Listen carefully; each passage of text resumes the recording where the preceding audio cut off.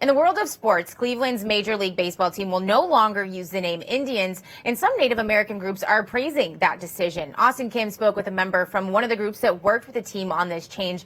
Good morning, Austin. I know this has been a long time coming for a lot of people.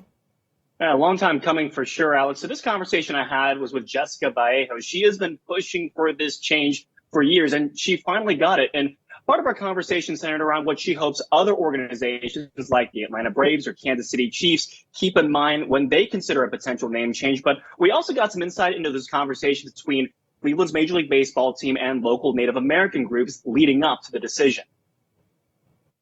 Every group in the coalition was able to meet with the team, and we were able to really give them a perspective. We told our stories, and they listened. And I think that there's a lot of scientific research and basis for that.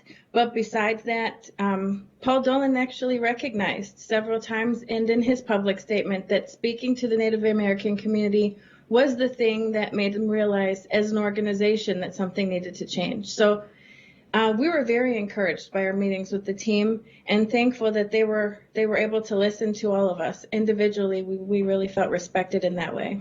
Are you hopeful that other franchises that do have a Native American mascot will rethink and not only reconsider this, but also move forward with the change, just like the Cleveland baseball team did, as well as Washington's NFL team? I think what other teams and organizations can learn from this is that listening to the Native American community is an important part of this process. And if the Native American community where you live and where these teams exist are asking for them to listen to them and change the mascot and the negative racist imagery, I think that's the important thing for the teams to consider, that the Cleveland team in fact did.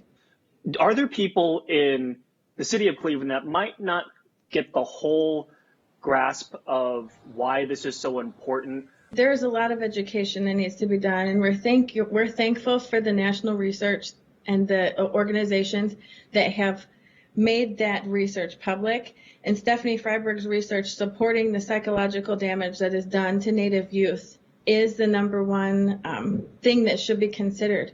And going forward, I think that as a nation, we have an opportunity to educate ourselves on what being Native or what Native American looks like in 2020. And everyone it has been given a false representation of who we are. And so eradicating racist mascot imagery and the naming of these teams gives us a chance in this century to tell our own stories and to finally tell our own history.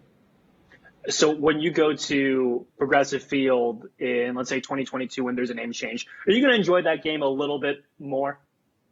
Yes, I think that when the Native American people of Cleveland are finally able to attend a baseball game, it will be a moment of reckoning, yes.